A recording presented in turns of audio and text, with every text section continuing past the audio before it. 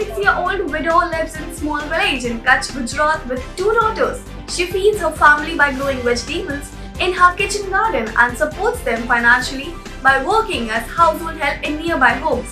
To supplement her income, she opened a small retail shop to sell groceries. However, with growing competition in her community, Farida's customer base began to dwindle, making it increasingly hard for her to sustain her enterprise, eventually forcing her to shut shop.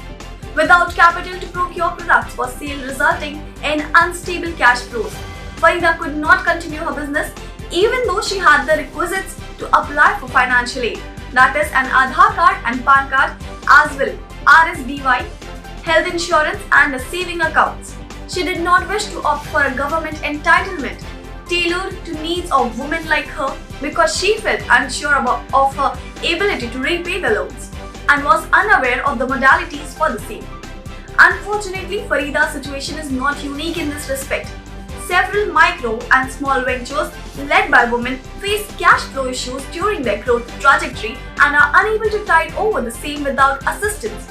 For this purpose, the government along with grassroots level organizations have established regulatory, promotional, credit and representational institutions to train, protect, represent and provide financial sources to women entrepreneurs and their business, such as providing direct income transfer, social protection, benefits for employment in the informal sector, gender responsive social income security, expanded unemployment benefits, tax breaks and childcare benefits.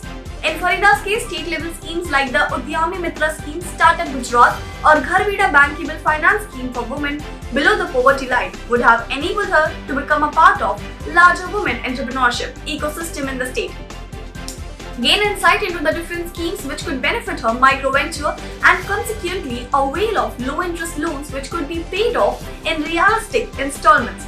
However, due to the information asymmetry, low access to details about government entitlements and women-centric loans and policies, Farida was unable to sustain her livelihood.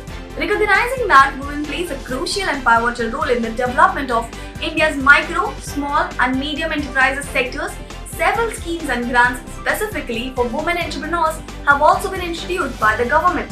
For instance, the National Mission for Employment of Women, the Prime Minister's Rozgar Yojana, Entrepreneurial Development Programs, Management Development Programs and Women Development Corporations. However, the gap lies in the lack of awareness regarding the very existence of the scheme or program, how it can be accessed and proved to be beneficial. Today, there is a pressing need to inform women entrepreneurs from semi-urban and rural areas about the various government-led initiatives that can provide their businesses with timely financial support.